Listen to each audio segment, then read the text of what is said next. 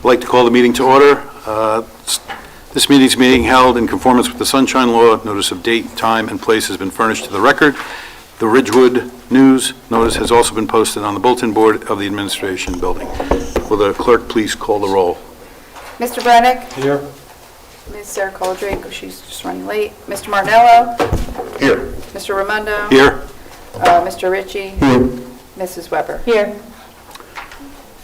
Please rise for the salute to the flag. Pledge allegiance to the flag of the United States of America and to the republic for which it stands, one nation, under God, indivisible, with liberty and justice for all. We have a moment of silence.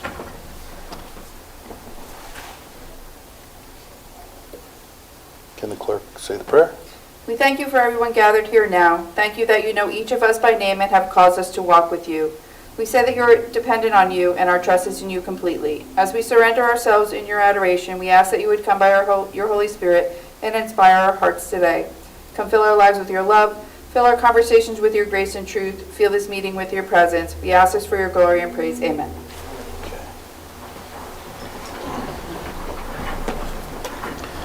Okay. Proclamations and presentations. Tonight we have a proclamation in honor of the Lunar New Year. Can the clerk read the proclamation? Whereas the new moon marks the new year in the lunar calendar and ushers in celebrations for Lunar New Year, which falls on January 29, 2025. This marks the end of the year of the dragon and the beginning of the year of the wood snake. The snake is associated with wisdom, introspection, mystery, and elegance. Wood element is associated with growth, resilience, and forward-looking energy. And whereas Lunar New Year, one of the most widely celebrated and culturally significant holidays in the world, its importance is rooted deep in history and today remains the most important occasion for generations of families to reunite and spend time together. And whereas it has been a priority for the Mayor and Council to unite our community, share our culture and traditions, and educate younger generations on the unique heritage of our residents, proudly displaying our diversity, inclusion, and equity.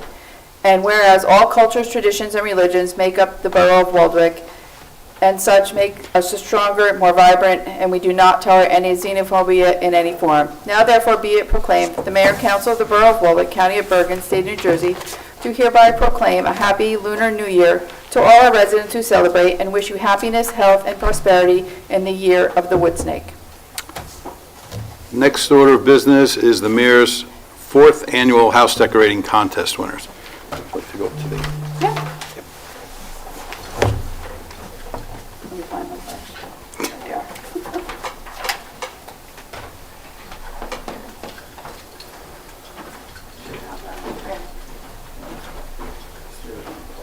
Yeah.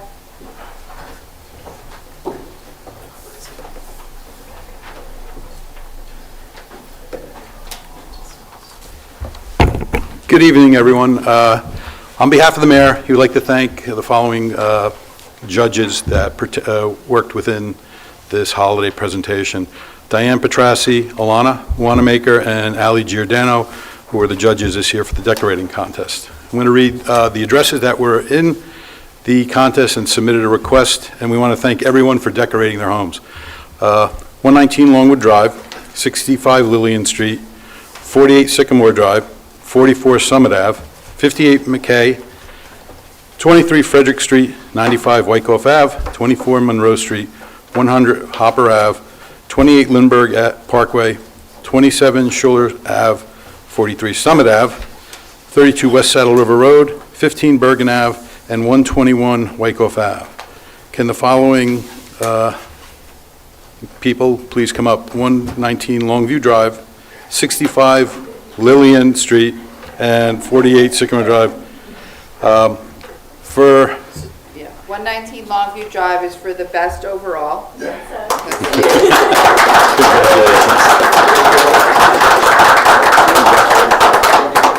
Thank you. 48 Sycamore is for most outlandish. congratulations. And 65 Lillian, most creative. Creative.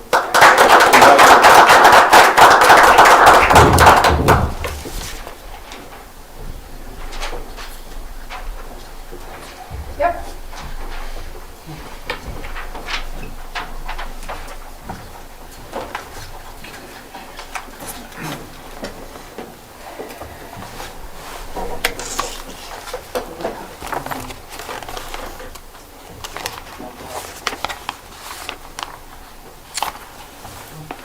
Next item of business is the mayor's report and reports of the committee. So do you want me to read his report first? Sure. The mayor asked me to read his report. The mayor attended the Chamber of Commerce meeting and spoke with them about the town's accomplishments in '24 and his goals for 2025. He committed to always supporting the chamber and working with them as we always do our community and our residents. He met with the new captain of the ambulance corps, Adrian, and asked for a meeting so Adrian can formally introduce himself to the mayor as the new captain of the corps. And Lucas, the former captain and now president, was also in attendance. The mayor thanked them all for what they do for the community and the residents. The mayor will be helping them on recruitment as well as the town. He gave them some ideas on how to recruit new members. The mayor attended the Chamber of Commerce meeting for the 5K and 1 mile walk to be held on May 4th. The theme this year is May the 4th be with you. It's a Star Wars theme. He spoke of the support the borough will again give them, and this is their 17th year of doing this. On the 14th of February, the mayor will be reading at Borough Hall, flyers posted on the website for anyone to read. On the 27th at 6 p.m. in the Waldwick Public Library, he will hold our second Ramadan crescent lighting. A flyer is already on our website. If anyone has any questions for the mayor, he reiterated that you can either email him or call him, and he would answer any of your, or all of your questions. That's all I have. Committee, Financial and Administration Committee, Mr. Ritchie. Thank you, Mayor, Mr. Raimondo, Council President Raimondo. Mark's fine. Yeah, thanks. Good evening, everyone. It's really nice to see you. We'll be doing new business this evening, introducing, we'll be having our first budget meeting for fiscal year 25, so we'll be doing a bit of a review on what the budget was last year, kind of how it came in, and I think this evening we're slated to discuss mostly the capital budget, which is large infrastructure projects, roads, repairs, things of that nature. So we'll be doing that during new business. I imagine that discussion will probably take about half hour, 40 minutes if I had to guess. So I'll save my comments for that time. Thank you. Thank you, Mr. Ritchie. Fire and Police Protection Committee, Mr. Brennick. Thank you.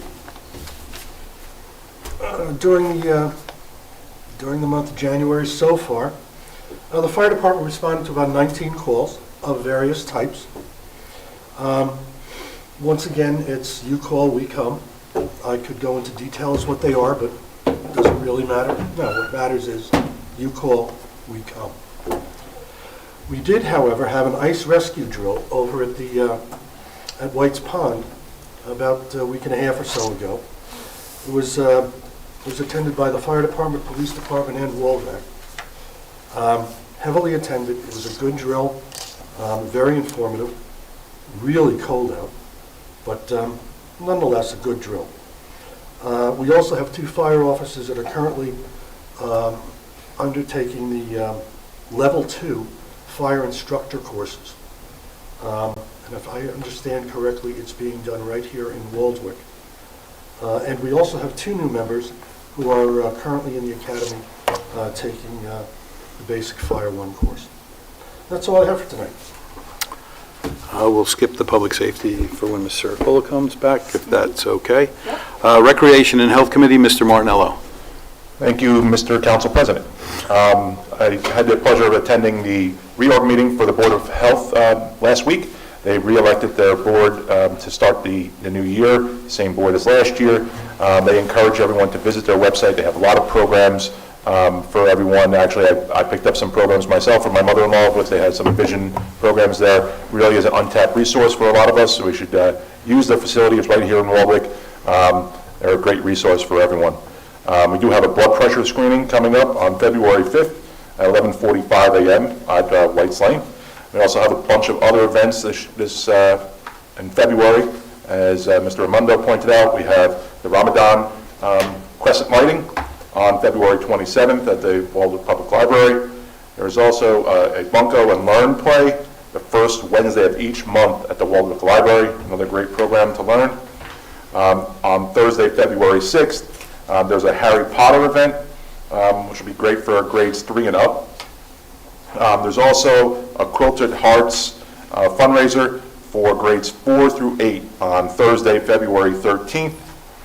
And also our Waldwick Girl Scout Troop 97306 is hosting a purse drive to benefit the Oasis Haven for Women and Children. Also another great fundraiser for you to contribute to. And of course, story time with Mayor Giordano on February 14th. I hope everyone can come out for that. Recreation-wise, Waldwick Baseball is open their registration. They're off to a great start. Already have about 200 boys and girls signed up. Looking forward to opening day on April 26th. We invite the community to come out and participate in our annual parade, and also see the improvements that have been done down at Borough Park, which we're very excited about. That's it. Thank you, Mr. Council President. Thank you, Mr. Marnello. Public Works Committee, that's me. Tonight, I don't have anything to discuss, but I think there's some items that our administrator will discuss with regards to the water tonight. Building and Grounds Committee, Ms. Weber? Thank you, Council President. Few items. We had a frozen pipe over at the ambulance building, and from what I understand, there wasn't too much damage, and they were able to get that under control pretty quickly. The library, they found that they had a broken window. They weren't quite sure what had happened, so they did file a police report, and from what I understand, the DPW superintendent would also stop by to assess the damage. I was at the library on the 23rd. They had a concert. The Classic Winds, Five Winds group was playing, and that was sponsored by Tom and Victoria Price. They're residents in town here. And that's when Lori asked me if I had known about the window, so we went to take a look at it. So that's being taken care of. The Board of Ed meeting with the safety, do you want me to bring that up under new business, or new business? Okay. And that's all I have for now. Thank you. Thank you, Ms. Weber. Department head reports, Borough Administrator, Mr. Neal. Thank you, Council President. I'll start with water clarity issues. Obviously, we've been experiencing some ongoing problems. We do have a nice summary that was prepared by our engineers on the website now. You can find that at waldwicknj.gov/department/water. Kind of gives a summary of all the issues we started experiencing from back in June when we had that major water main break up to current time now. It really kind of recaps everything that happened, what we did, our responses, and then the next phase for that page is to actually put up a comprehensive plan of the next steps forward with the infrastructure. Obviously, we know we have some old infrastructure in the areas that are experiencing the most problems, so we're just evaluating the best methods forward. You know, if it's repair, replace, lining, all our different options. We absolutely appreciate everything that our residents are experiencing now with the discoloration. We are trying to push forward as fast as possible. Unfortunately, we don't have a magic switch we could flip and just correct the issue. But please know that we are working on it. We're trying to do everything we possibly can. So check that page for frequent updates. We will begin sharing this page and other updates in our weekly newsletter beginning this week. So that'll be out on Friday with some additional information. And I also just want to comment on, we did have an issue last night where we had some work starting with a contractor over on Sheridan Avenue. They inadvertently opened a hydrant, not thinking it would cause any issues, but it did cause some issues. So we sent our water department over there to help flush the area and clear some of the discoloration up. That ended up causing some residents to lose pressure completely or low pressure. So we ended that pretty quickly. We stopped the flushing immediately, and everyone's pressure was restored. We realized some people might be having some discoloration issues still lingering, so we encourage you just to continue to flush your cold water line. If it doesn't clear up, just give us a call tomorrow morning, and we'll be happy to, take a look at it. We did send a DPW staff member around last night to a few homes and helped walk people through that. So please, we definitely know this is frustrating, but we don't have a solid timeline on this yet, and we will try and get more information out as soon as possible. Thank you. Thank you, Mr. Neal. Borough Clerk, Ms. Halowitz. Thank you, Council President. I just would like to inform everyone that the digital version of our calendar is available for 2025 on our website. Please take the time to read this, as the information contained is up to date and accurate.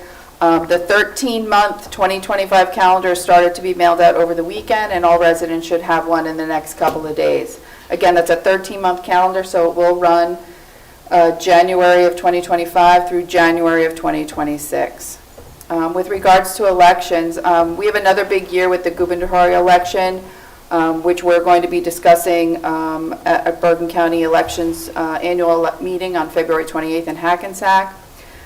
For those who are not aware, Governor Murphy signed into law legislation rescheduling the June 2025 primary election date from June 3rd to June 10th. Because of the he's wanting us to observe the Jewish holiday of Shavuot.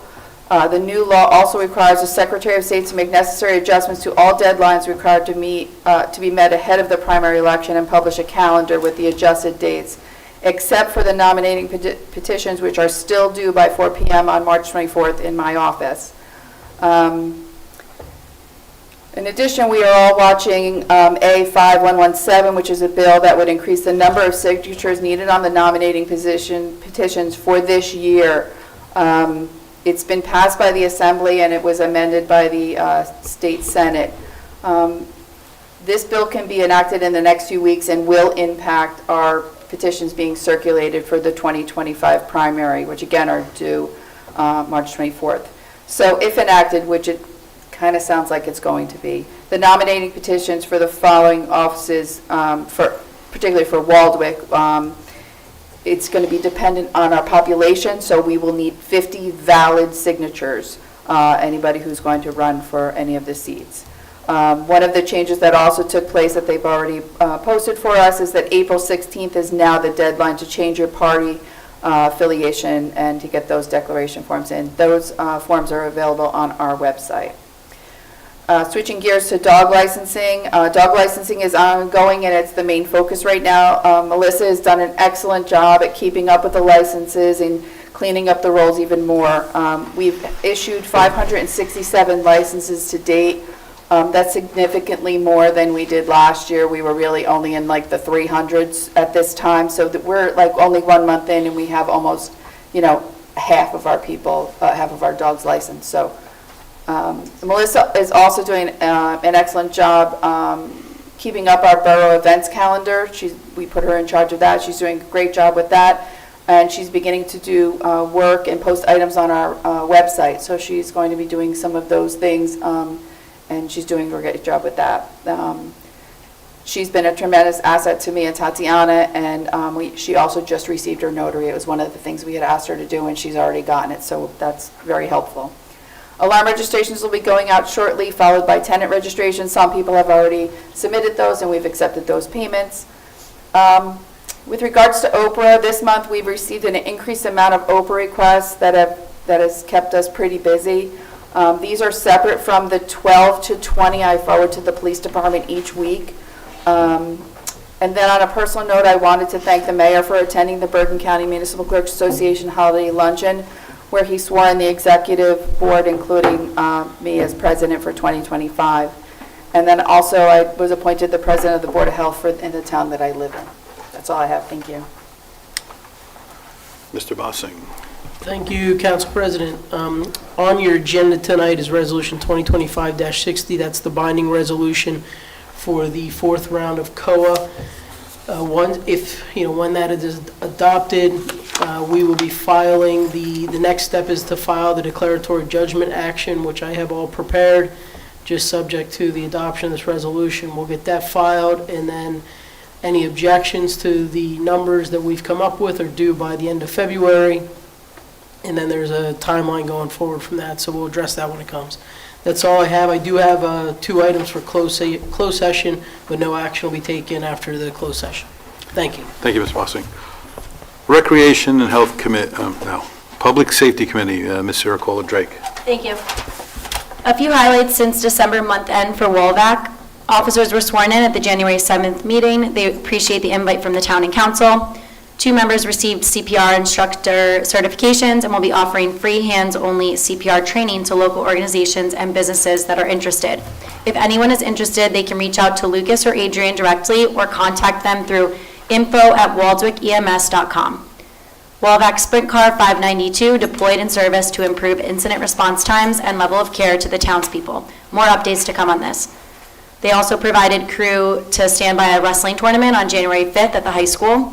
They provided a crew to cover Hocus Volunteer Ambulance Corps on January 8th during their holiday party, and also provided a crew to cover the Allendale Volunteer Ambulance Corps on January 10th during their holiday party.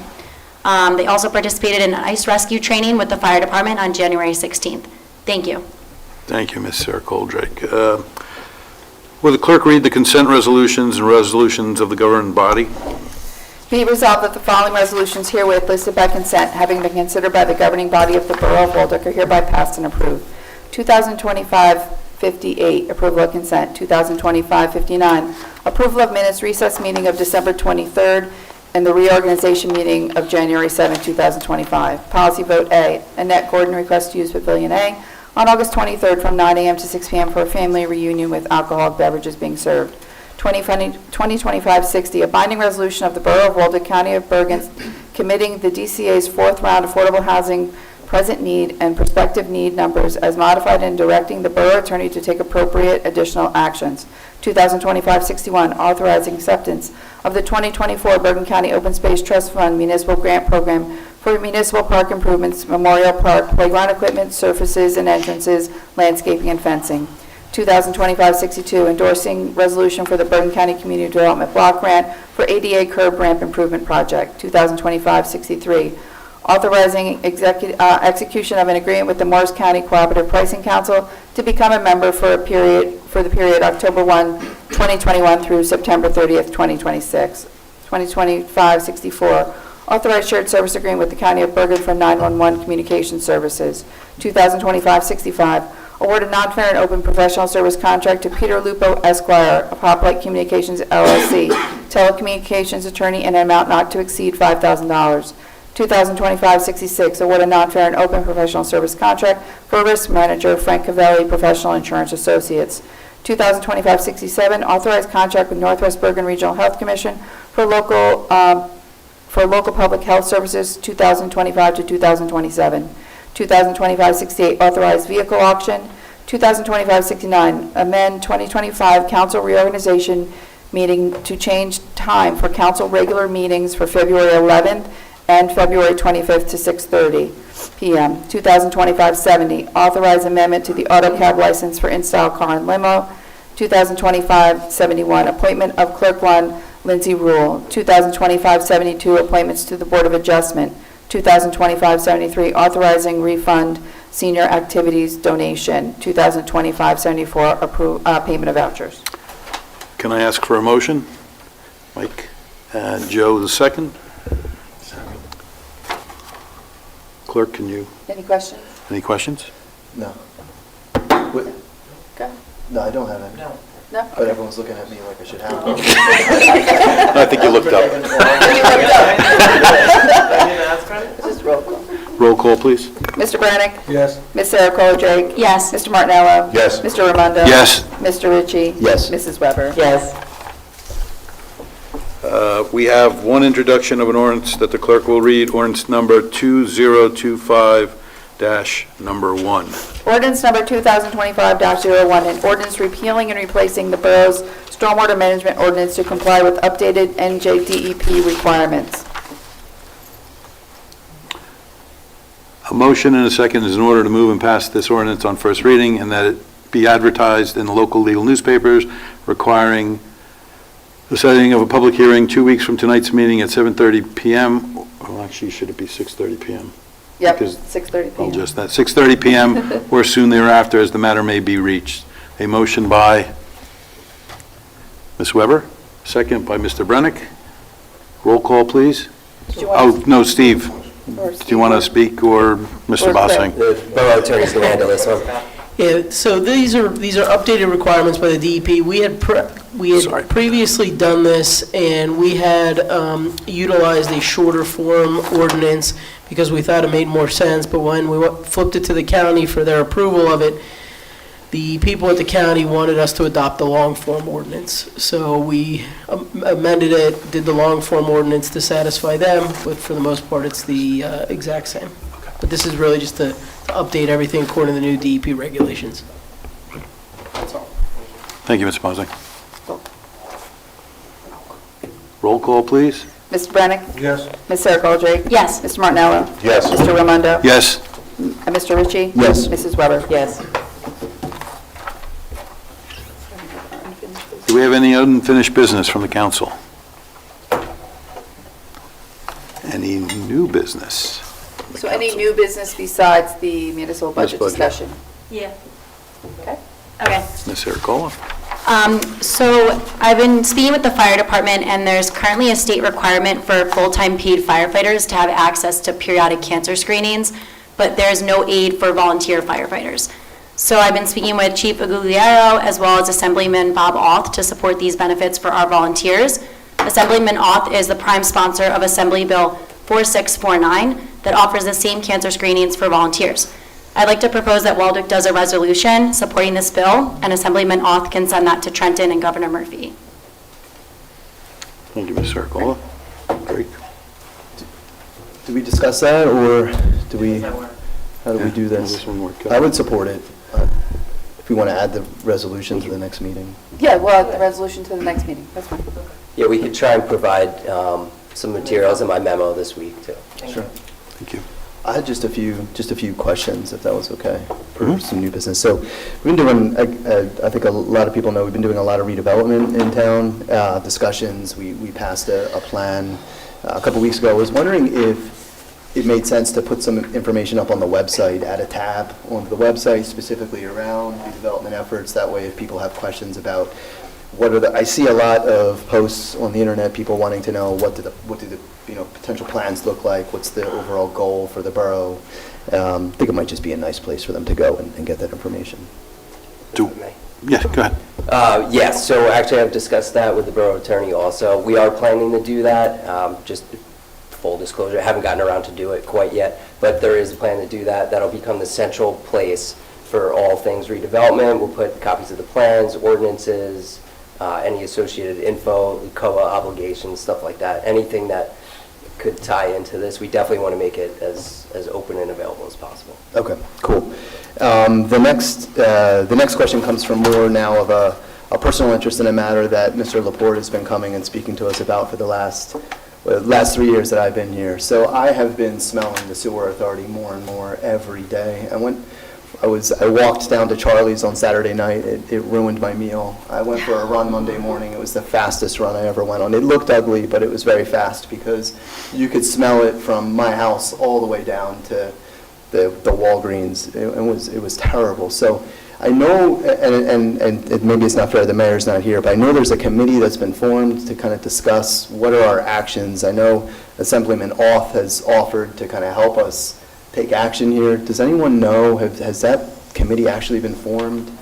Who's on it? I think you're going to have to ask the mayor that question. Yeah. But one of us presumably is on that, so if no one has any knowledge of it. At I this know point. one of us is supposed to be on it, and someone from the public is on it, so.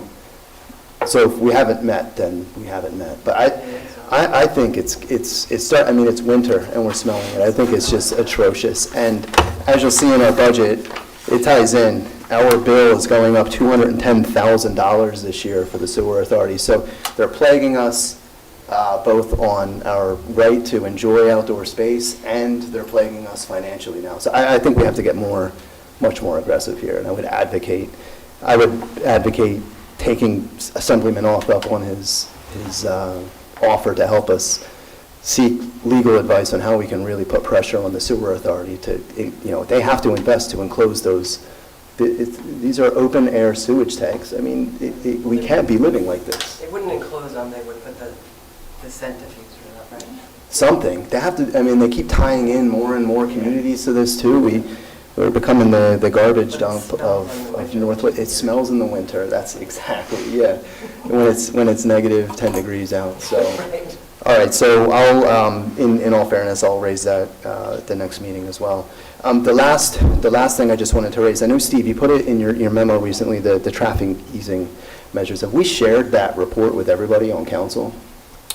Yeah, I believe so. The report was done before I actually Mhm. arrived here. 2023, yeah. I know that was one of my first meetings, actually. I believe Councilwoman Saracola Drake was on there. So we could probably post it. Maybe we'll create a page. Yeah. Try and find the best home for it on the website so it's accessible. There was some really nice, I know you've put together some really nice recommendations. There was some really nice recommendations on that to help with traffic easing measures. They were recommending, they're not speed bumps, they call them, I don't know, soft humps. speed humps or Yeah. soft ramps and chicanes, which is ways to kind of slow the traffic down. The overall investment was something like $600,000, and I think that the net results would be transformative for this side of town as far as the traffic easing measures go. So yeah, I think we should make it public and have an open debate on the merits of that, especially as we move into budget season and start talking about capital expenditures. Sure. If I could just note on that real quick, I've been working with PD recently. We're trying to get kind of just a master list of all the traffic safety equipment that they want right now. It's pretty extensive, so we're going to put it together, compare pricing, and see what we could get done. You will see in the capital discussion tonight, we did bump up the traffic safety line this year a little bit. So maybe, once we get that list, we could adjust that as needed also. But that is the goal, to really start getting this stuff out there. Yeah. Thank you, Mr. Ritchie. Thank you, Mr. Neal. Continuing safety. Ms. Weber? On the topic of safety, we were invited to a Board of Ed group that was started with some parents and Board of Ed members. We were there on the 23rd at 6 o'clock. The Board of Ed members that were there were Mary Beth Nappy, Amy Weiner, and President Dan Marrow. Myself and Councilman Brennick and Mayor Giordano were also there. There were a handful of parents, I believe there were 6 parents that were there, and basically it was them presenting some of the issues that they see in town having to do with the students and safety around the schools. One of the topics that was brought up was busing, first the kids on the other side of Route 17, also a crossing guard on that side by Sheridan Ave. Some extra signage at the schools notifying parents to keep moving and not to stop and help their kids get their items out of their car just to keep the traffic flowing. And one of the major topics that was brought up was adding police in the schools. We're supposed to get some information from President Marrow about that topic. The Board of Ed is interested in having 4 officers on staff, 1 in each school. So the high school and the middle school are combined, but they would get 2 officers, 1 for each side of the school. 1 at Crescent and then 1 at Trapp. So there's just, the discussion obviously is going to come up as to how much this is going to cost. We're still going to get some numbers from them regarding that. They would be police officers, but they would be retired police officers, but they would be hired and maintained through our police department. Their guns would be owned by the borough, and they would check in there in the morning and then go on to their prospective school. So there's quite a lot of things to go over with this, and including what it would cost for the Board of Ed and also the borough, because they want to split the fees with us. So that's another discussion. I'm not sure when the next meeting is going to be there. I don't know if Yeah, I think there we was an just update on the meeting, another meeting. tentatively scheduled one for February 13th. Okay. So that's where we're at. I don't know if Councilman Brennick would like to add anything, or... No, basically, it's in its very beginning stages, Yeah. and there's still a lot to discuss. I believe that the idea is genuinely a good one. There's a lot of things to work out. We need to be in touch with the police department, and those meetings haven't occurred yet, but just to let you know, as residents of the borough, what's going on here and what's possibly coming. And that's what we're trying to do, keep everybody safe. Yeah. There are a lot of moving parts, and it requires a lot of different departments and areas of the borough and the Board of Ed to be involved. So, like Councilman Brennick said, it's very high level right now, just kind of spitballing ideas, and we listen to what the residents and the Board of Ed had to say. I just have a question. I get the request for the special class threes, I think it's called, right, to be added to our school system. I think a lot of other schools in the area are going that way now, so it's probably something we should think about. We don't want to be a year too late, rather be a year early than a year too late in that kind of defense of our kids in our schools. I guess to allay any fears, has the Board of Ed said if there's been any threats or anything that would require those officers right now that we hadn't had them, just to allay any fears that we're not going fast enough? Not that I'm aware of. Nothing to that extent was relayed to us at the meeting. I would hope if there was, they would have let us know that. From what I was told, and I didn't really know much about it, I think we're one of the only towns in the area that don't have officers in the schools. I could be wrong on that, but that's how it was conveyed to us. So it's a lot of moving parts. There would be officers that would need to be hired. There has to be a cost analysis done on what this is even going to cost. Right, is it the Board of Ed is willing to also share in that cost? Correct. Correct. Right. Yeah. And I don't know much about these programs with the officers, but I would imagine they work a school year. Correct. Right, so yes. After that, they're not really on our payroll. And right. So they're not really full-time. They're full-time to the extent of that they're there during the school day full-time, but then they're not on during the summer. And I believe there's no benefits package because they're retired. Okay.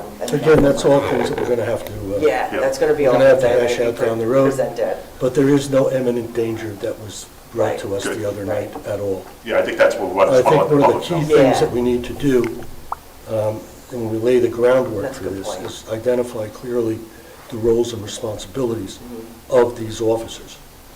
And perhaps even the expectations on the part of the public as to what they believe these officers are going to do should an event arise. Right. So there are no surprises or use in whatever. Yeah. Ms. Weber, Ms. Brennick, I have a question. In regards, I know they're saying that they would require 4 dedicated. Are they also factoring in additional members in case someone is out, either for illness? That hasn't even been Just a yeah, thought. it would be part of the Okay. puzzle. That hasn't come up in discussion Okay. yet. Yeah, but that would be, It would have to, yeah.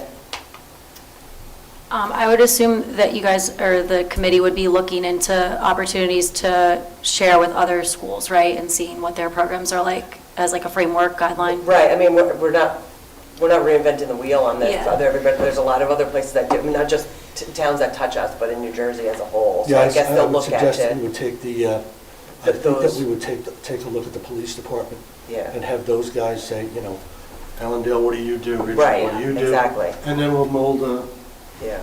Because Allendale does do it, I believe they brought up, right? The Allendale has the program. I know Wyckoff does. Wyckoff does too. And then I believe Midland Park. I know those are the general towns around us. I know some in Hudson County that do, but I don't know the specifics. We have one in St. Elizabeth's. They do. It's a white, yeah, we have. One at St. white Elizabeth's, it's a officer. Wyckoff retired, yeah, and it's amazing. And the kids love the officers too, so it's peace of mind, and it's nice for the children to be exposed. I used to have DARE program growing up, used to have police in our school all the time, so I think it's nice to kind of bring this back. Any other additional new business? Yes, sir. Mr. Martinello? 2 items. Just one, want to reiterate what Administrator Neal said earlier about the water. I know it's been a long suffering problem here in Waldwick, and I just want to make sure that we are, lauding our professionals, our DPW staff, who's working really hard on this every day. You see a lot of comments on social media. I try to ignore it, but our guys are working very hard on it. They're out there every day trying their best to solve it, and so is our staff here in the administration. Most of them live here too, as do we. Some of us have experienced the same water problem. So just to answer some of those things that are on social media. We do care, and we are looking at it, and we talk about it every meeting we get, and our DPW guys are out there every day. They work on it. Administrator Neal works on it every day. So we are doing our best that we can, not ignoring that situation. So I just wanted to make sure I said that in response. And one other item also from the Board of Education meeting last night, a great program they started a couple years ago is the Martin Luther King Week of Service. A lot of the students in the high school will be going out to various locations around the community and offering volunteerism, which is at the heart of what we are in Waldwick. So great program, and good luck to the boys and girls who are doing that this week. Thank you. Anyone else? So let's get into the municipal budget discussion. All right. You're on, Mike. Deep breaths. This is our first meeting. We typically have four meetings, I think, in a reasonable year on our budget. I thought it would be helpful to start with just high-level overview of what the 2024 budget looked like as far as the line items are concerned. So, and I apologize for everyone, residents in the audience who don't have this in front of them, but, you know, Waldwick has our budget is made of three different budgets. So we have a general budget, which essentially deals with the day-to-day appropriations, our salaries for our DPW, all of our employees, police, et cetera, all of the costs associated with the borough. We also have a capital budget, which is something that we take on, we bond out that, so it's essentially infrastructure projects, roads, repairs to our buildings, equipment for our various departments. All of that is essentially purchased on credit through bonds that we send out. And then we have, because Waldwick has a water department, we have a third budget which is specifically for that water department, which has both its general appropriations as well as its own capital budget. And we go through all of those every year, trying to put together the best budget that we can to make sure that the borough has all of its needs answered. We plan for the future from an infrastructure perspective. We do what we can to keep the taxes low. At a time where our statutory costs continue to increase, that's been difficult, but I think we've done a really nice job over the last couple of years keeping that in line. So it's a high-level overview of what 2024 looked like. So when referring to our general budget, and I'm going to use round numbers here just for the interest of time, our general appropriations for 2024 were about $15.3 million. We reserved just under $1 million, $977,000 for uncollected taxes. Essentially, that's saying we expect around $1 million worth of taxes to not come in, either from delinquencies or just people, merely forgetting. So our total appropriations as a borough for all borough-related affairs, this doesn't include the school, this doesn't include the county portion of your taxes, is about $16.3 million for 2024. Within that general appropriations, we have to pay certain interest and principal on the bonds that we put out. The borough currently has around $24 million worth of debt. That's about 1.5% of our total net valuation for the borough, okay? Maximum allowable is about 3%. So we're about halfway there, and we have a bond that should be going out to encompass the last 5 years worth of our capital budgets, and that will increase our total debt to about $33 million for the borough. So as you're going to see, I think this year, and hopefully in years to come, there's a major effort to start reducing that debt burden on the borough so that we don't put ourselves in some serious trouble downstream, but also to reduce the total amount of principal and interest that we pay each year. In 2024, we paid just under $1.5 million in debt, interest, and principal towards those infrastructure projects that have accumulated over the last roughly 20 years. We have to pay 5% of each capital budget into our appropriations. And so last year we paid about $223,000 in down payments to the debt that we took out. So just to kind of recap, we have $16.3 million in total appropriations. Last year we took out a new $4.4 million in debt, and we paid $223,000 as a down payment onto that debt for the infrastructure projects. And that's what we're going to talk about tonight, reducing this year's capital budget and starting to kind of talk about what are those key infrastructure projects that the borough needs to take on for 2025.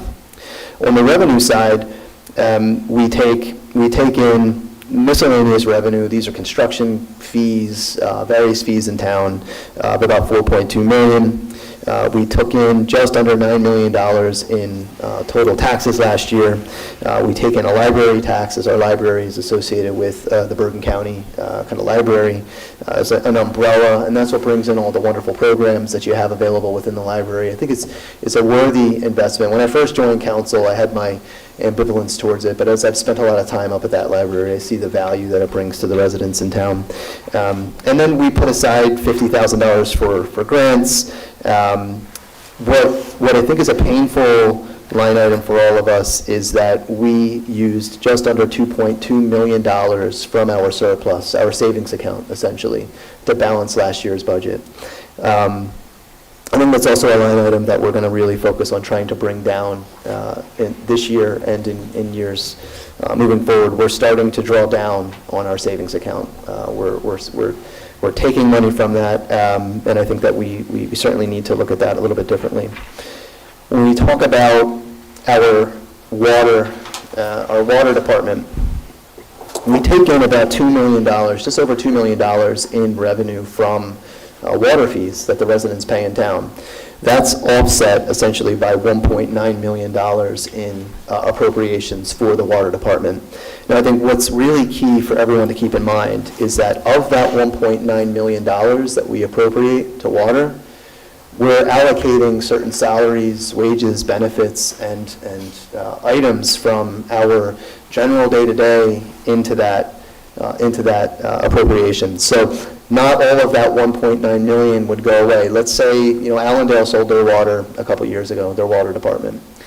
If Walbrook was to go through that process, we would lose the $2 million in the revenue, but we would only cut out probably $400,000 from the $2 million in costs associated with it. And so doing that for the borough would lead us to about $1.5 million deficit in the hole in the subsequent year. So just something to keep in mind. And I did, for all the members of the borough council and the mayor, I provided you with a detailed overview of what the water budget is. There's line items associated with salaries and other expenses. They take about $1.5 million of the total budget, so those are all laid out for you in detail, so you have them.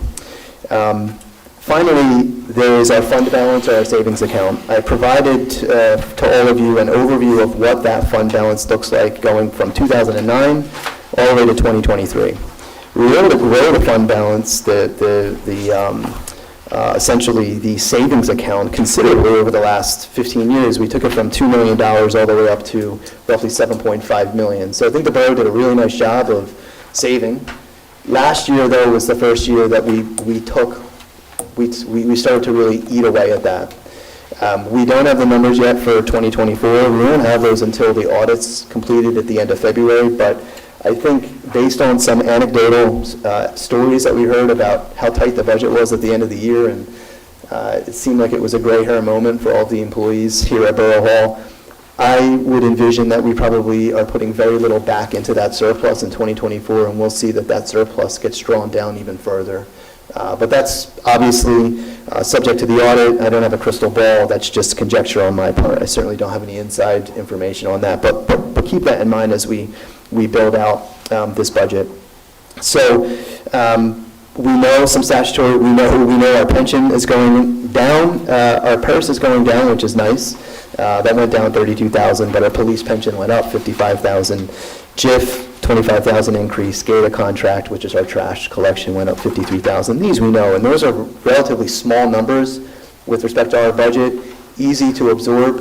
What kills us is the $210,000 that the sewer authority has increased, and so we know already that whereas last year we had $16.3 million in general appropriations, we should anticipate at least $300,000 in statutory required appropriations on top of that $16.3 million that we had from last year's budget. I say it every year that I've been on Borough Council. Our appropriations are not the issue. We have a bare bones budget. We unfortunately pay our employees less than we pay a lot of the surrounding towns. There's no fluff in this budget. There's no waste. I mean, we really have a very bare bones budget. Our issue continues to be, we need more sources of revenue, and this is why I've been a big supporter of some of the discussions we've been having around redevelopment. So we can certainly look at the general budget when we come to it, but I expect, Steve, that you'll be not requesting any cuts from that this year. I didn't think so. But what we will make up, I think, in that is if we can try to keep our capital budget at $2 million. That's 2.4 million less than last year. So that's already, I think, a very good start as far as reducing our overall debt for the community. And that cuts about $100,000 out of our general appropriations as it relates to the down payment for the capital budget for 2025. So, with that said, that's a very high-level overview. Happy to take any questions from any members of the council on that, and then I thought maybe we could turn it over to Steve to talk about his proposed capital budget for the year. I guess my big comment, and thanks for all this information, Mike, it's very, very helpful, very detailed. Is there any remedy, again, on the sewer authority to challenge the additional cost? Yeah, that's, I guess, a question for Steve and for our council over there. I don't know that, there's a whole lot we can do. So I think in general, we just have to make this a priority for this council. Maximum pressure from the community, from the council. I don't think that they want bad press down there. I don't think that they want the attention, but I think it's time that they get the attention. And if we're going to be paying these kinds of numbers, if we're going to be paying $200,000 above what we paid last year, at a minimum, we should be able to live in this town without having to deal with the consequences of it, at a minimum. So I don't know that there's much we can do, Joe, except just this maximum pressure kind of campaign. Do we know what the increase is used for? Like, did they give us a breakdown of why it's going up 210,000? Yeah, there was, yeah. Yeah, Steve? if you- Yeah, I'd be happy to gather that and distribute that to everybody. So they can Okay, review. and do we know if other towns are paying more this year as well? Sorry, can you? Other repeat that? towns? Are they paying more also? Yeah, so that also has the whole breakdown of what every town pays, the percentage of the total increase. Okay. We are, I will say, at the higher end of that increase for sure. I think us in Franklin Lakes, I believe, was also very high. Others saw actually a decrease in their rates this year, while we saw a big increase. Because I would have thought it would go down if they're bringing in other towns, right? Like, isn't that going to make it cheaper for us? That's what But the hope would be. The only town I think that came in the last few years was Oakland. Yeah, but it was That like a it. big effort. It wasn't the whole town. It wasn't all of Oakland. I think it was like It was one only development one or- section of yeah. Oakland on the Franklin Lake side. There Okay. wasn't a lot of people, They still have septics. most is still Yeah. septic, yeah. Okay, So, yeah, I could definitely distribute that to everybody. thank you. I think, Mike, what would also be good for everyone to understand is coming off of the revaluation last year. Yeah. What the impact of that is on our tax base. Yeah, it's a great question. So last year, drawing from memory, I think our net valuation, so if you take all the properties in town and you take the valuation for each property, businesses as well as residential, and you add it up, I think we were at 1.8 billion, if I believe. It was between 1.7 and 1.8 billion in the total valuation.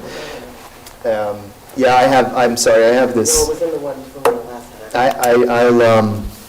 I'll correct myself at the next meeting if need be, but I do believe it was between 1.7 and 1.8 billion. We had a firm come in, state regulation, state mandated. They came to houses and they basically said your valuation is higher or lower. Our total net valuation increased to 2.2 billion. So we went up about 500 million roughly in our total net valuation because our general appropriations were basically set for the year. That brought the tax rate down considerably.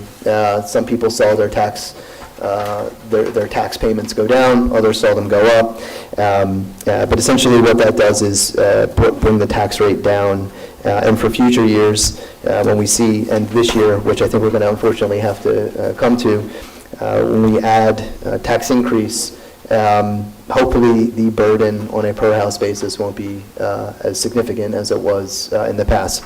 We have some tax scenarios laid out here for everybody, just again, ballpark. I've not had any conversations with anybody about this. This is not a consensus, but I asked Colleen to put together what would the net additional revenue to the town B for a 2% and a 2.5% tax increase on the current valuation, given the current rate.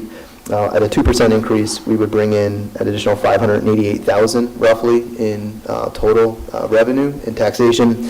If it was a 2.5% increase, it would bring in $634,000 in total taxation. So last year, we did a 1.5% increase, and that brought us about $188,000, I think, just under $200,000 in net total revenue. So, these are just back of the envelope numbers that we're running just to try to understand how we can deal with some of these increases. Again, what kills us are increases we have no control over: pension funds, insurance. The GATA contract killed us a couple years ago. JIF, this year's the main culprit is the Sewer Authority. And so, eventually, I think we're taking the right steps. I think we're really putting the budget in good shape. I look forward to a time, hopefully, next year, the year after, where we can really start to look at critical infrastructure projects in town and deploy the right capital to those without killing us in both our overall debt as well as the down payment in the general appropriations. But the time will come, and I think with that, if there's no other questions, maybe we can kick it off and talk about some of the projects proposed in the capital. Sure. Okay. Just a couple things to note before we start, that this is just the general capital right now that we're going to discuss. We haven't gotten into order yet. Obviously, there's some outstanding issues that we want to address in the capital budget if we can this year, so we're going to try and pull those numbers together and get that out to you. So this is just general capital. Also have not had a chance to meet with the fire department yet to go over their request, but there's a couple placeholders there. I wouldn't anticipate too much of a change from this list. I do have the meeting scheduled for Thursday night. Okay, great. So, yeah, otherwise, DPW, administration, Wallback Police, this is pretty tight based on their requests. So we have solid pricing on a lot of this stuff. So if you want, we could just start at the top, kind of go down the list. I'll comment on some of the projects, give an update. I think maybe just from the top, it looks like you were able to put something together in that $2 million framework, which is beautiful, because I think go back last year, we really wanted it to be $2 million, but we started at $5 million, so it was kind of hard to get down. There were some key things we needed to purchase, but this year I feel good that we're going to be able to land close to $2 million based on where we're starting. Yeah, and just thank you to the Finance Committee for meeting with us early. I met with all our department heads and staff, and they kind of, received the message, and I knew we had to get tight this year, but I'll say that we were able to get it right around that $2 million mark without sacrificing any major infrastructure projects or wants. So I think we're in pretty good shape with this list. So just to start at the top, we have our two DOT projects, improvements to Schuler Ave, which is planned for. We did receive a grant in the amount of $186,000, almost $187,000 for that project.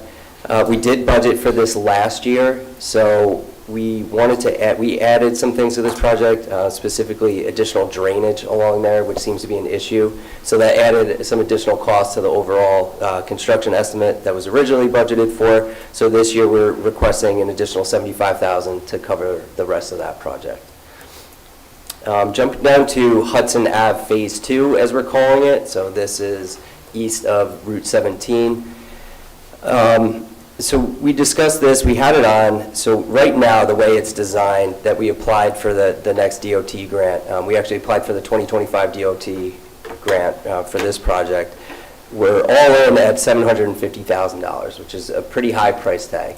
But that includes all drainage replacement upgrades, some sidewalk upgrades, and then full curbing along, which will actually also help with the drainage issues over there. If you've been over there, that road is pretty beat up, so we definitely want to get that going.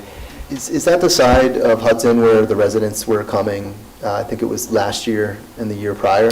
Correct. Correct, okay. Yeah, I think it's unavoidable. Yeah, so we got the one side done this year, which looks great over there, so now we want to do this side. So our plan, which we discussed today, which I'll put this out to all of you, obviously, is because it has a high price tag, we can scale that back a little bit, so we can have further discussions on that.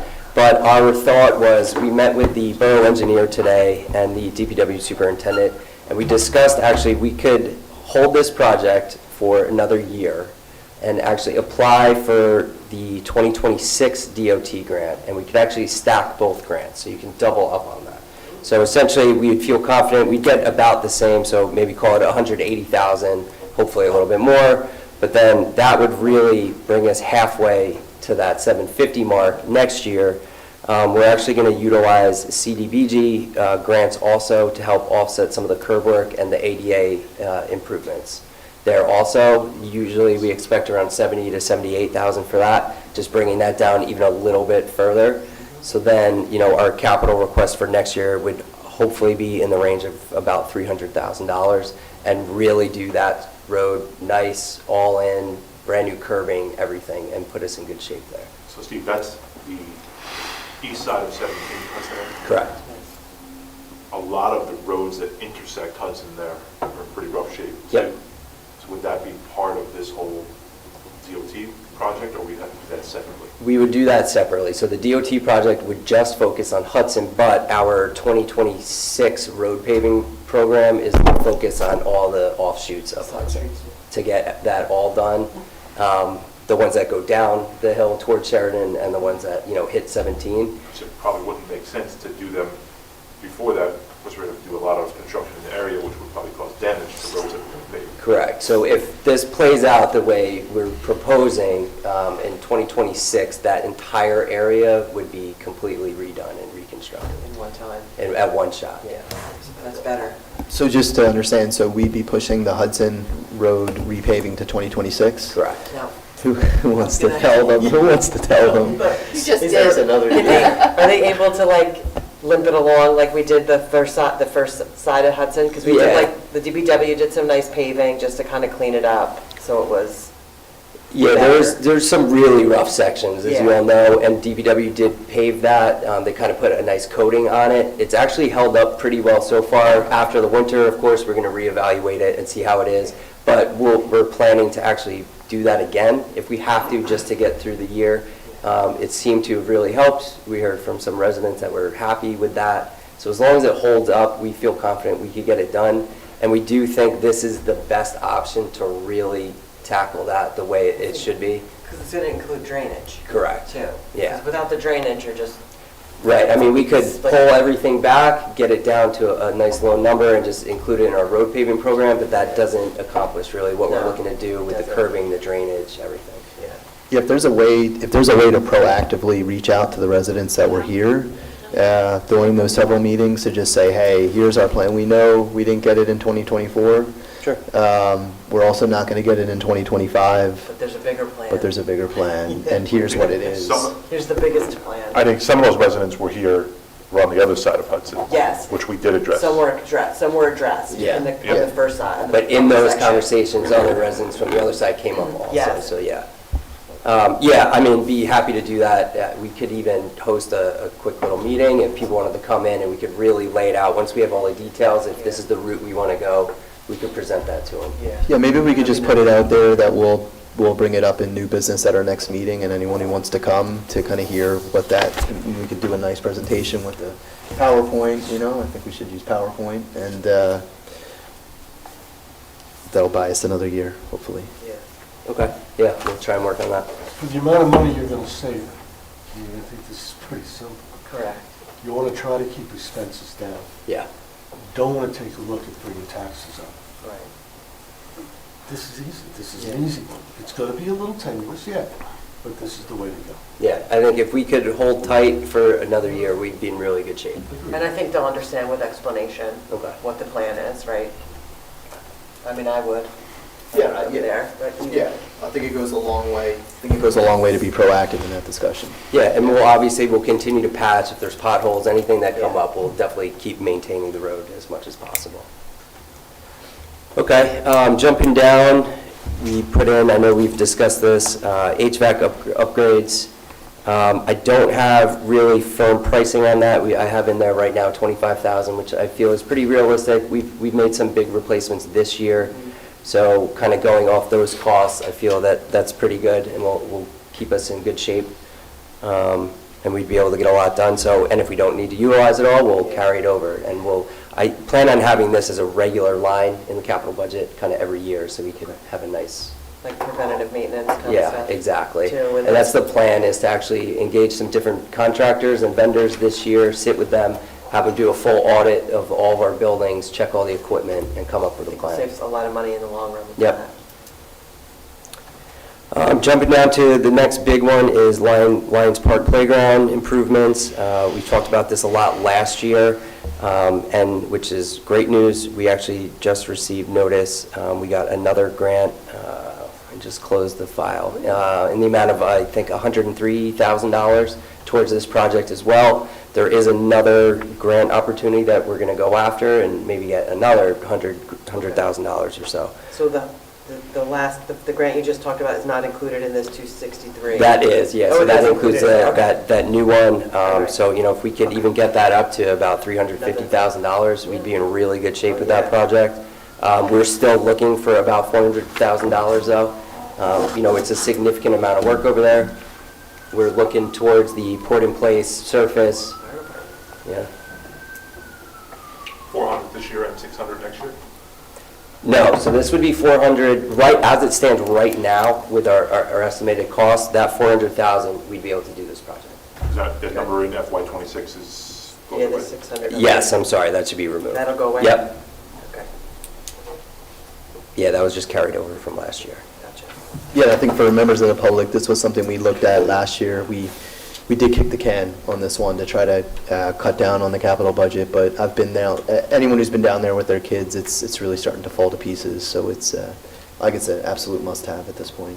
And I'm hoping by the next meeting, actually, we should have the 3D renderings. They were supposed to be ready today. They had one error in there, so they had to correct them. So as soon as those are ready, again, I think it'd be a good idea to post these on the website, let Yeah. people check them out, Definitely. get excited about it, because it's going to be a really nice project. Good. Kind of some of the standard items now are various IT and telecom equipment upgrades, looking for another $25,000. We know we're end of life for a couple of our servers, which are costly, and we need to do some upgrades with our Windows systems across the entire network. We put in, I think it was $20,000 last year. Just so you know, we ate pretty much all that up this year, but we upgraded our firewalls across the borough. So we did upgrade some equipment. We bought some new equipment. So we feel pretty good about that. I will be meeting with our IT company next week to discuss that, and we should zero in on that right now. That should be good, though. Going down, the admin and public safety sprinkler improvements, and I added insulation. I'm looking for another $75,000 this year. Based on a couple of the quotes I've received from contractors, that would cover us for fully insulating the public safety building, attic space, and this attic space.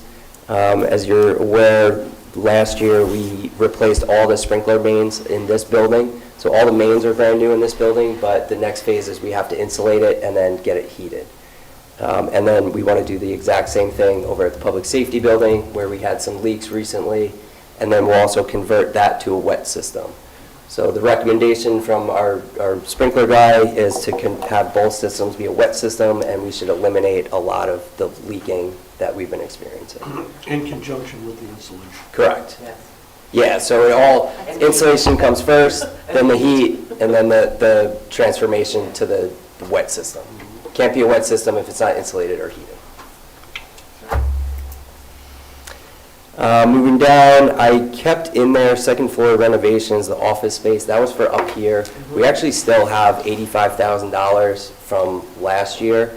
As you know, we abandoned the Northwest Bergen Health Commission office space here. We didn't move forward with that, but we still want to utilize that space. There's a couple ideas we're kicking around internally. So I just want to put that there. We're not asking for any money this year for that project, but I do want it to stay there, so it's something we could discuss going forward. Moving down is something new, the signal tower. So I don't know if you've been by there recently, but the paint is peeling pretty significantly, which is causing some of the wood to rot, some of the shingles. They've the committee there has done a good job trying to maintain and keep up with it, but we're pretty much at the point where we have to do some major work over there to get it restored. We've actually received some communication from NJ Transit too, kind of encouraging that process. So right now, we worked on some numbers to get it, fully upgraded, painted properly, sealed the way it should be, fix the decking, the stairs, all that to bring it up to standards would be about $50,000. That also includes window replacements, door replacements, things like that on the inside. NJ Transit is encouraging us to do this? Yes. Yes? Can we encourage them to take on a small project in town? I The stairs. can tell you what that answer is. I mean, there's a couple more zeros on that one, Yeah. but we can make it a two-way encouragement. But the one good thing is, it is listed here, but you'll see down below, if you flip over the page, actually, we have a nice open space trust fund. I think right now, we take in about $86,000 a year. So the goal to actually be to take this money out of the open space, so that would offset, which would be nice. Moving down, added replacing pool furniture. I'd like this to become a regular item also. It's time to start swapping out and replacing some of the furniture. We want to upgrade to some of that nice, sturdy, steel-coated furniture over there. It is expensive. One table is about $5,000. So if we start adding this in, $10,000 every year, we could really start to make some upgrades over there. I'll jump down to DPW, the road program. So right now, where we're at, I met with the superintendent and engineer on this again today. We're not going to get as many roads paved as we did last year. We went pretty aggressive last year. We were able to get a lot done, but we are asking for $500,000 this year. We will get some big roads done. I'll just highlight a few. It'd be Rustic Drive, Ackerman, Grove from Nordham to Ridge, Charles Terrace, Albert, Herbert, and then we do have to, as part of our water main replacement project on Hemlock and Evergreen, we added the paving for that road into the road paving program so we could keep costs down on the actual project. And it just made sense timing-wise with paving and the season and everything. Sheridan and Bergen, we'll have to pave that section Yes. where they come from Yeah. Sheridan. So we'll look at that. Yep. Only one vehicle for this year being requested, which we took off the list last year, so that's the new 654, which is for one of our supervisors. I think they managed to get through this year, but there were some significant repairs that had to be made, so it's probably time for that vehicle to come out and get that replaced. We're asking for another $70,000 for the ADA ramp upgrades. Just so you know, we did apply for CDBG for that also. We're kind of doing that now because there's not as many projects in our zone that is eligible for CDBG projects, but ADA you can utilize anywhere within the borough. So we're trying to use it towards the ramps and get as much done, so no additional out-of-pocket for that. Traffic devices, you'll see we put 25,000 in as it stands right now. That may change a little bit based on the list we put together, but we did 20,000 last year, and we were able to get some nice equipment, like the blinking crosswalk setups that will go on Crescent and East Prospect. Just so you know, one set of those blinking crosswalks is almost $14,000. So this stuff is costly. It's absolutely valuable, and we want to get it in, but it does cost a lot of money. So this 25,000 would go more towards, after speaking with PD, we're looking to get the solar LED signs, so more of the solar LED stop signs kind of throughout in targeted areas, pedestrian crossing signs at a lot of our crosswalks. We want to start swapping out and putting these solar LED signs also, just to bring more attention to them. Are they solar, are they as effective as like an electrical? Yeah, they're pretty good. They're pretty good? Yeah, with the LEDs, they're pretty bright. Is that Hopper? We have Yeah, two in there's Hopper one already. On Those are Hopper, solar, so you right? could see Okay, I got you. Yeah. They The work four-way good. stop? Hopper and Prospect, yeah, they work really well. Yeah, okay. And Midland Park's had them in place for almost 10 years at this point. Yeah. Going down, Our regulars are kind of the striping, tree removals in Borough Park and Veterans Park. We didn't do a ton of tree removals this year, so we have money left over from last year, but we wanted to maintain that 20,000 just because we didn't do as much this in '24. We anticipate doing more in '25. I know we walked around Borough Park and the field, so there's definitely a lot of dead trees that need to come out. A couple other requests are a ride-on leaf blower, our regular stormwater repair and grades, a new snow raider machine, mini snow plow for sidewalks to help DPW, and an undercarriage cleaner for fleet maintenance purposes, which should help us kind of prolong the life of some of our vehicles in DPW. Do we have any ride-on leaf blowers right now? I don't believe so. Oh, do we really need that? We can follow up with DPW Really? to get some additional input. We have someone in the crowd that's saying yes. Okay. They're not cutting With the yards. Our extensive leaf program, I could see how it Yes, would help. yeah, I'm just but- trying to keep it under 2 million, you know? Yeah. Then going down, you'll see the next section is not on for this year, but we wanted to add them to the list because you should be aware in the coming years, there are some significant equipment. These come with a heavy price tag. So we have a new International, a new loader, and a new sweeper, all are over $300,000, $350,000 a piece. So right now, we have most listed in '26, one in '27. That's not to say everything is going to need to go next year, but we just put it on the list, just so keep that in the back of your minds that at some point, these should be coming. I see the inflow and infiltration on there. Yes, Is that for the, that is, that's for sewer? that's for sewer. We're going to have more on that because we really want to talk that program out. Yeah. So again, we kind of push that to next year. That number will probably have to go up eventually, once we get a solid plan in place. But that might save us money in Absolutely, yeah, that should help Sewer offset, burning. yep.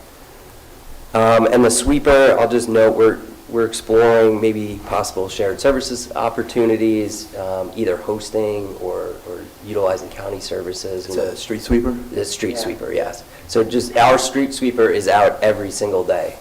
Just so people know, they focus here in the downtown area, try and keep that clean. But they are out every day. It gets utilized a lot, but they're very expensive, and those parts are very expensive. It's a too. must-have. Yeah. Yeah. For anyone who rides a low car or a motorcycle, when those streets aren't swept, it's not very fun. So moving down, we'll, Just yep. one suggestion, just my accounting brain kicks in sometimes. Some of these items that you said you wanted to start putting in for an annual number, for example, the replace pool furniture and the IT equipment and stuff like that, could you extend those out into the outer years? I know we're focused on 2025, but Yeah. as those big numbers start popping in there, we have a target of 2 million. We're already at 2.7, and some of those other characters aren't there for next year. So it would be a good idea to just extend those out now so we get a better picture of what the next 3 years look like too. Yes, absolutely. We'll fill all that in. We'll skip over fire since we don't have solid requests there yet or numbers. Wallvac, they did provide a quote. The only thing they're looking for from us for capital this year is a key fob system for their building, which I think would be pretty beneficial for them over there. It makes perfect sense.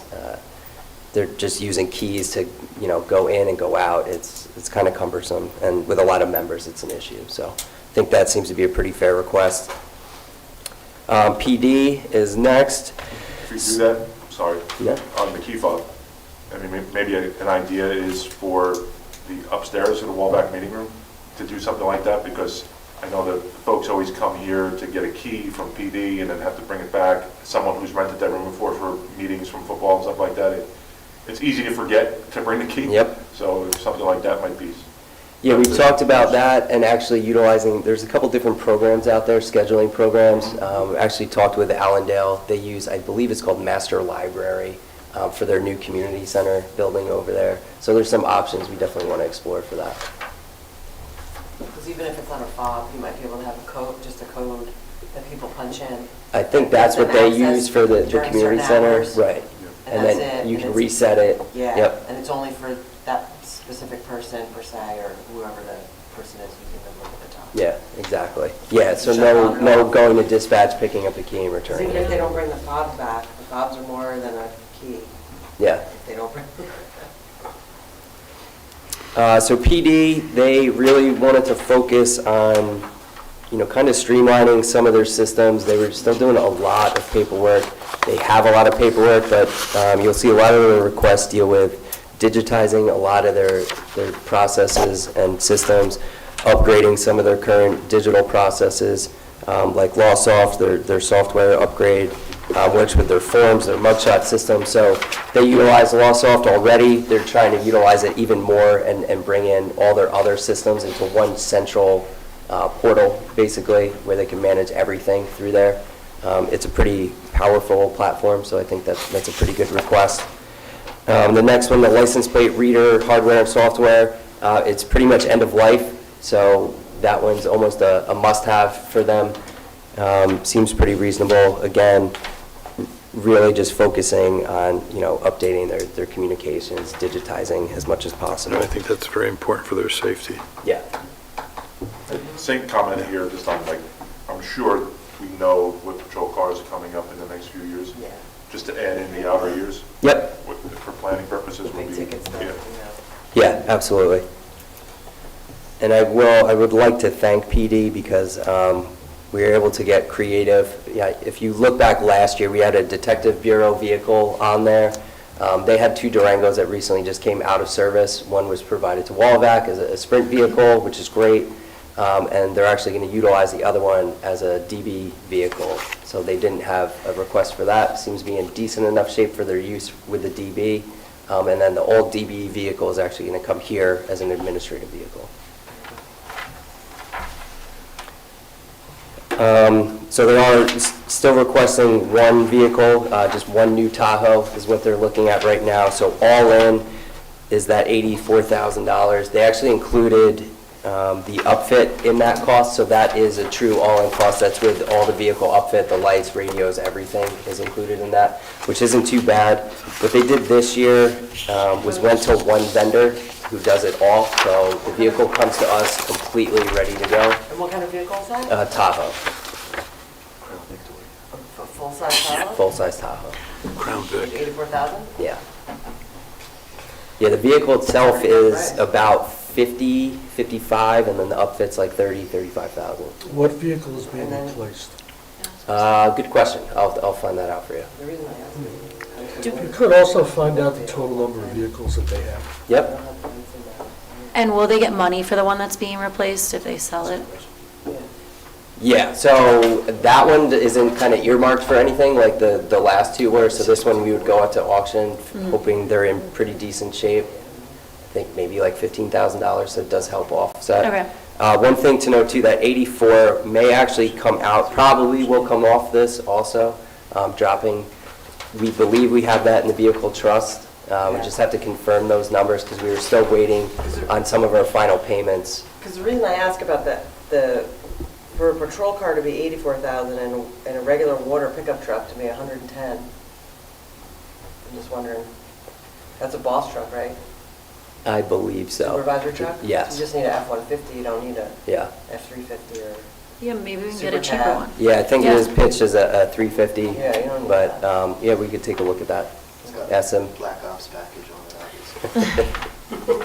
kilograms. Yeah, because I think Joe in the past just used an Explorer for a supervisor, which is a lot less money. Okay, yeah, we could look into that.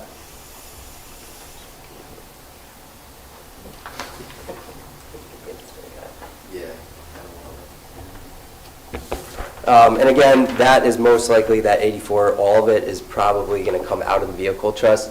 So because we switched to Jobs for Blue for all outside duty last year, our numbers went way up, so we did really well with that, with the vehicle, the admin fees, and the vehicle fees, so our trust account is pretty healthy right now. We were able to buy a vehicle out of there last year, so we're hoping to do that again, and pay for it outright. So more than likely, that 84 is coming off this list, and that'll come directly out of trust. Great, great, great. Still under. The supervisor's pickup for the DPW is not used to plow, though, is it? I believe it is. Oh, then they're not going to get away with a 150. That That's might be the why. reason why. That's why. Unfortunately. But I'll confirm that. Yeah, just confirm, yeah. If you flip your page over, we'll add 2 items. The pistol range, HVAC system, and roof replacement. Obviously, we've been talking about that. We did budget for it last year, $500,000.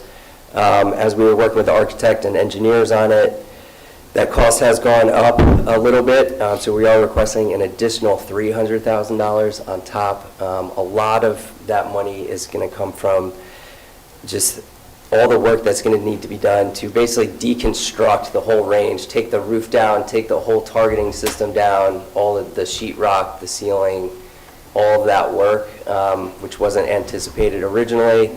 They're estimating it around $200,000 just to be conservative. We're hoping that number will come down, but we just don't know. So for budgeting purposes, we don't want to have to come back to all of you for another request. So we feel pretty confident an additional $300,000, we'd be able to complete that project this year.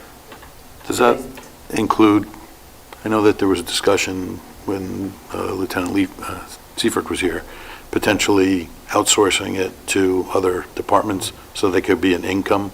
That is still the goal. We Okay. are still under contract until next year. So that's the timing might be consortium perfect. agreement, yeah. But there's a lot of different variables. Lieutenant Seifert has a lot of ideas. I know. that- So currently, this is not a revenue stream. Correct. No, Not even no, close. Not definitely even not. close.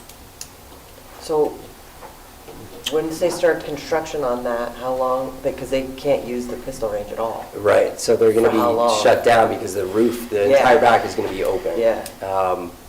We would hope around 3 to 4 months would be the goal, which 'Cause would that puts- limit us. Yeah. The timing of it would be rough. We were hoping to kind of get it done over the winter. Because then what's the contractual agreement with the other towns that we have? Yeah, we'd have to obviously notify Yeah. everybody and give them a heads up because they would be down. I think we would be able to work around the scheduling as much Okay. as possible. It's really the the qualifications. research, yeah. Exactly. So we'd have to let them know pretty far in advance. Yeah, Yeah, 100%. We And what cost would we communicate them incur well. for the Because they might research for our say own no. officers? That's a good question. I'm trying to figure it out. To Mark's point, can we get a list of what Lieutenant Seifert's ideas were when he presented that last year? I think it's right. I think the timing's right, if it's going to Because that's expire up soon. the end of this year, right? The consortium?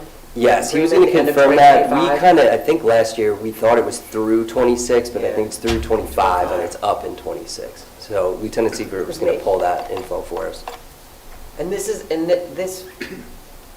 just shy of $1 million upgrade will be the same amount of alleys. They wouldn't be able to increase anything or make any of the other side of that room where the kitchen is bigger, or Yeah, we're it'd be not the- really be seeing the much of same an upgrade to footprint. anything else. No, it's So really you just the don't show- range part. Yeah, the reason I asked that only is because if we could turn it into also a revenue stream more so, that it would need to be bigger in all those other areas. I think one of the ideas was, maybe we can rent it out for private gatherings. Right, and but it's try and not big charge enough, more it's for not that big.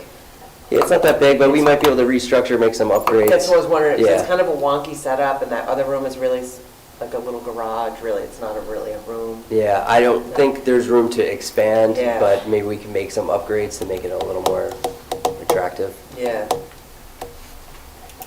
Just a thought.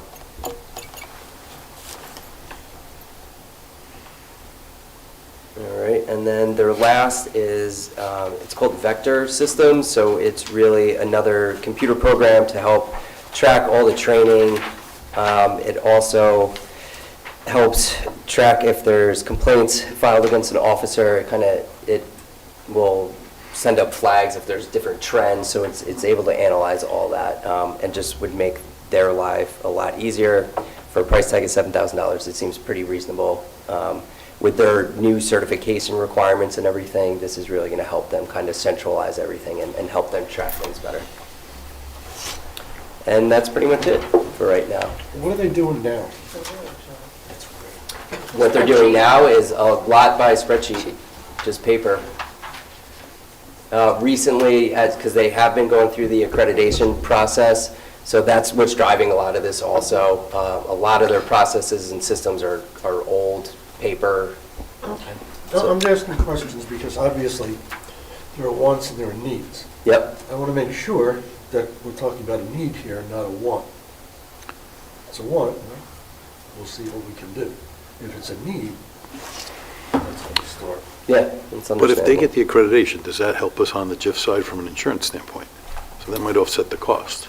I thought it did. Got that, right? Yeah, we got a grant for $28,000 through the JIF for the accreditation Yeah. process. I don't know if going forward, once we fully get certified on that, if it helps. There's one piece that we haven't finalized that's holding them up from pushing forward. So we're trying to address that now so we could actually finish the accreditation process, but they don't want to submit until that final piece is addressed. Yeah, so in total, we have 1.976 million with a $450,000 grant offset, some money coming from the open space. Kind of our net debt would be 1.4 million, down from 4.4 million last year. So that, I think, is a great starting point. It would cut $175,000 out of our general appropriations from the down payment on the capital alone, so that goes a very long way. And I think it gives us some room to add needs if there are more needs that arise as we discuss other projects or as things arise. So I think it's a great start.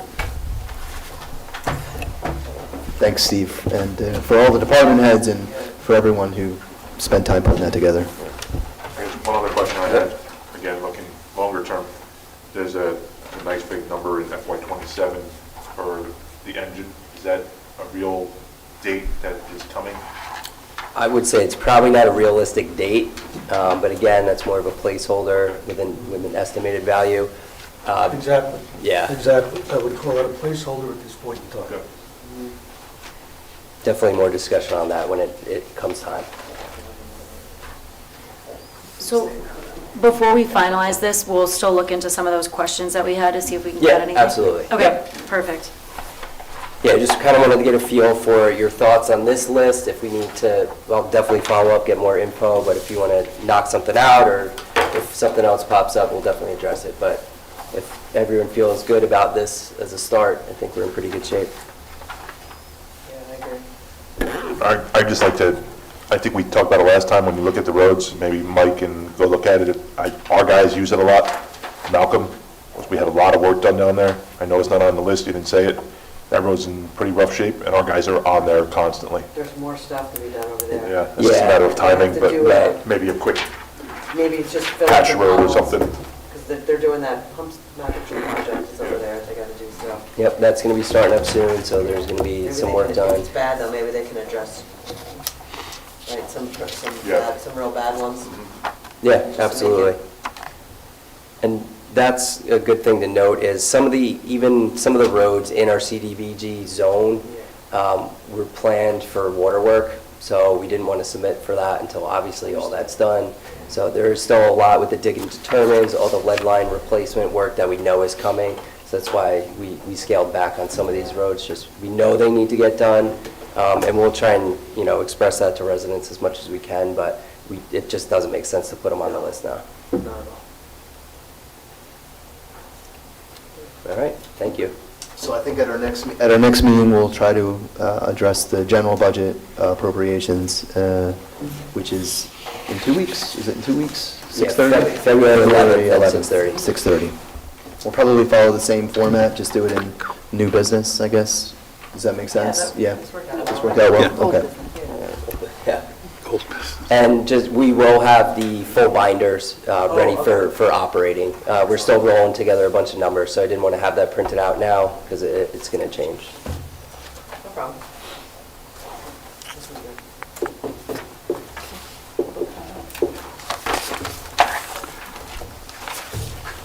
Are there any comments from the public? Please come forward, state your name.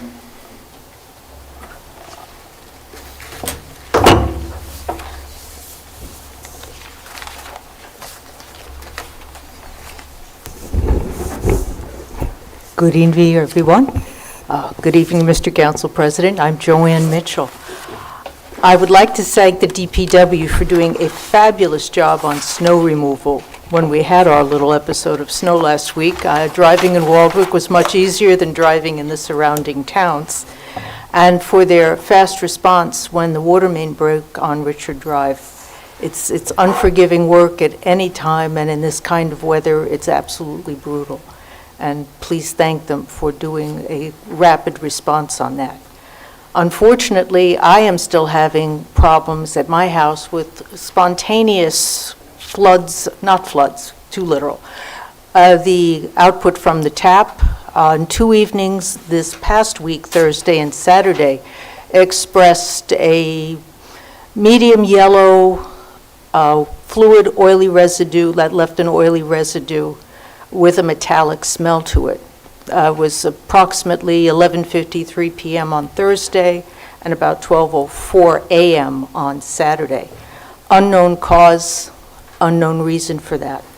I've been a resident in the same house in Waldwick for going on 38 years this year.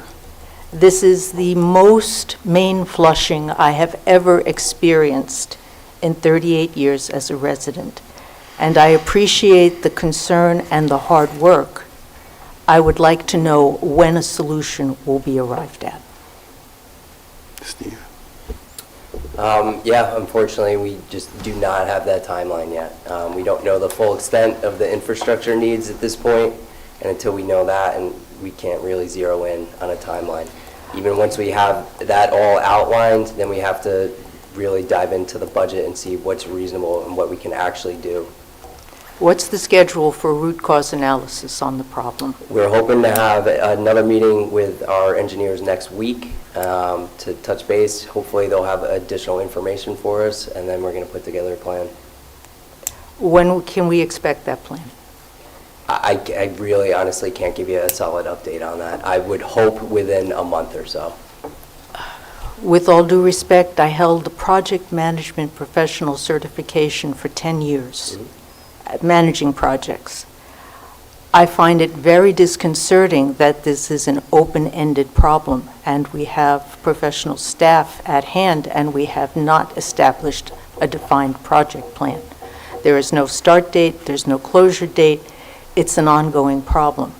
I will spare the council the details of the filters that we have to change in my house, and probably some of you as well, because I have under-sink filters on the drinking water or any water that's used for cooking, prior to the installation of the PFAS installation at the borough to remove that toxic material. So those filters still have to be replaced due to the current contamination, which, as far as I know, is unspecified.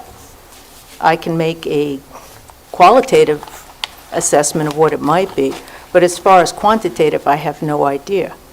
So I would really like some more communication on what the project plan is, when it will start, what the midpoint will be, and when we expect the resolution.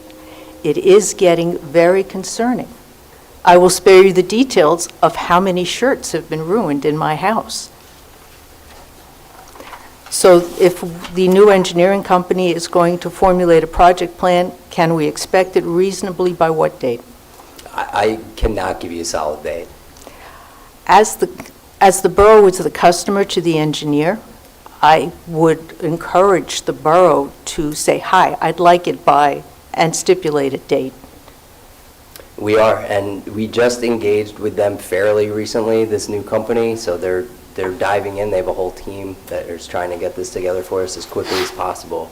We are going to do a full town hall meeting to let residents come in, ask questions directly to them, and outline our game plan When will that be? as soon as we have more information. February? I would be reluctant to give you a hard date. My goal would be for February. Okay, when will we have an update on that? I will provide an update one way or another at the next council meeting. If there's anything received before then, we will definitely put it out, and we'll put it on the website. Outstanding, thank you. I notice on the website, if I go to the meetings, that is still stipulated as 7:30 on the website. Is that going to be updated? It will, yep. Yes. Thank you. Oh, Thank you, Madam Borough Clerk. The calendar arrived today at our house. It looks fabulous. Thank you very much. The water issue is of acute concern for a variety of reasons, and I appreciate everybody's concerns. You all live in town. You're all experiencing the same thing as everybody else, and people are getting very frustrated. People are stopping each other in the supermarket and complaining, and I look forward to a quick resolution of this. And a lot of communication. I'd like to see something twice a week, even if it's, hi, we had a meeting, there's no update. But to let people know what is going on would be a large advantage. Thank you very much. Thank you.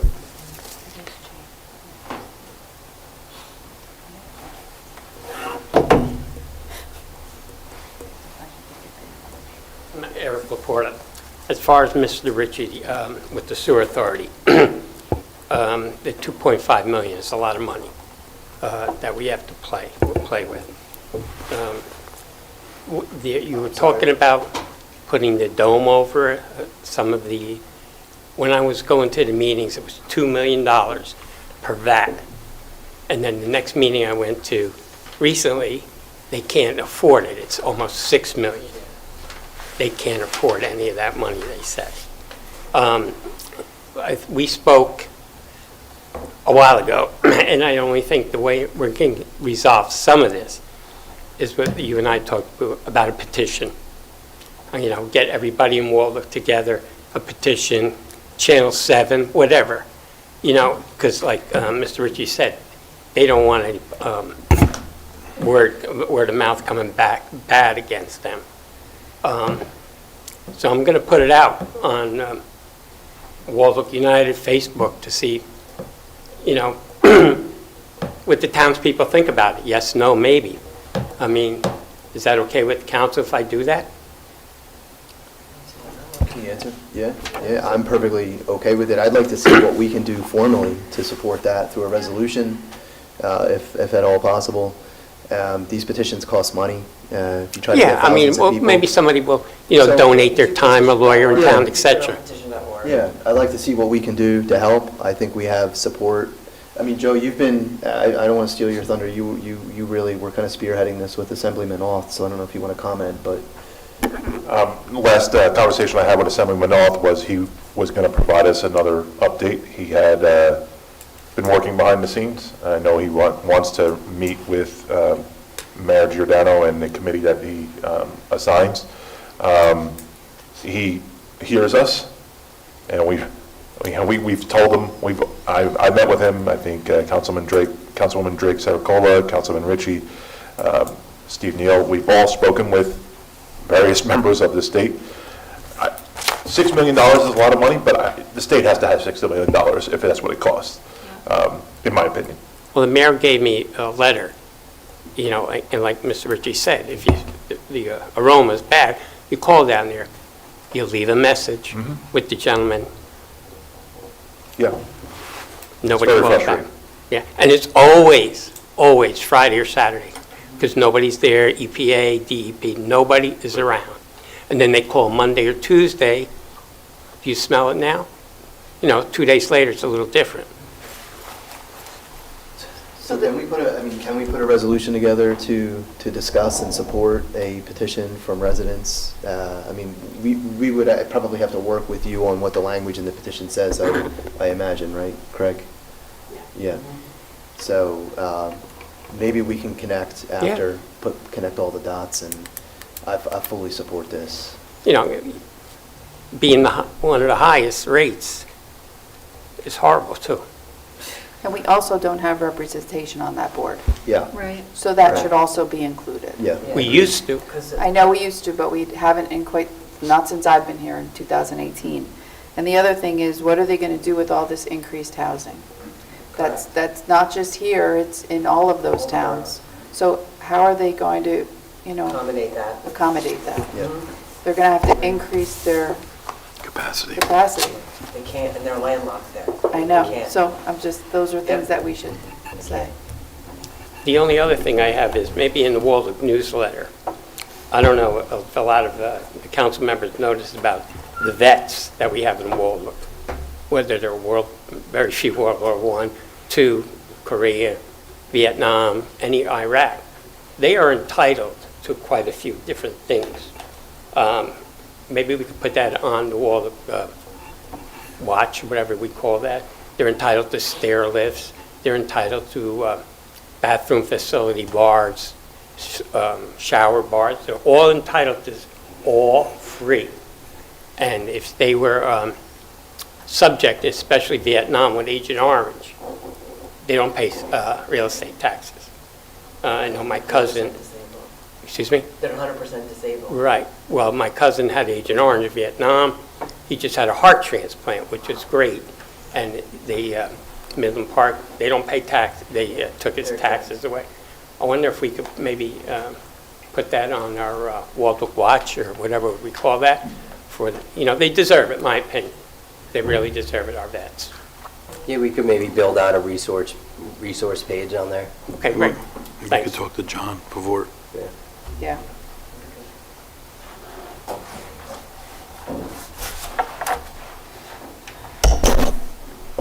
Good evening.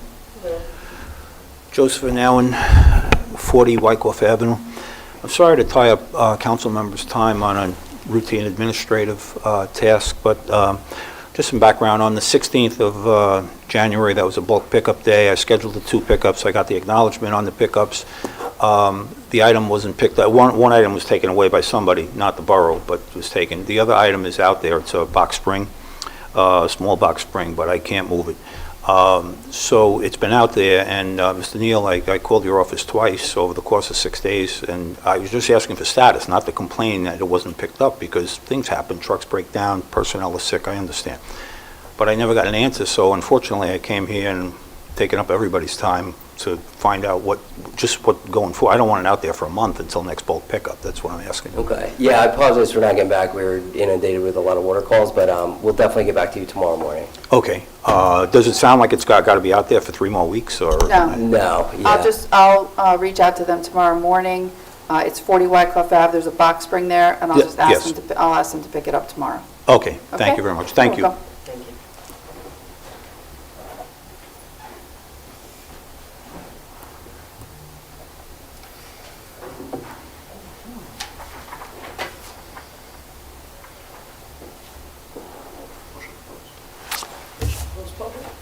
Do we have a motion? No, motion to go into closed session.